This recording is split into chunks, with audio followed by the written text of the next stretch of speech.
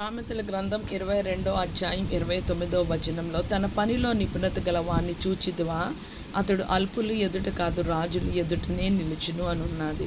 నిపుణత అనే మాటకి అర్థం ఏంటంటే శ్రద్ధగా పనిచేయడం, శ్రమించి కష్టపడి పనిచేయడం. హీబ్రూ పదం ఏంటి అని అంటే హాట్ మడా. దాని శ్రద్ధగా అనే పదానికి డిలిజెన్స్ అంటారు ఇంగ్లీష్లో, దాన్ని హాట్ మడా అంటారు హీబ్రూలో. బైబిల్ తాలూకా అర్థం ఏంటి అని అంటే, ఏదైనా మన పూర్ణ శక్తితో, పూర్ణ హృదయంతో, పూర్ణ బలముతో చేసే దాన్ని శ్రద్ధగా పనిచేయడం అని అంటారు.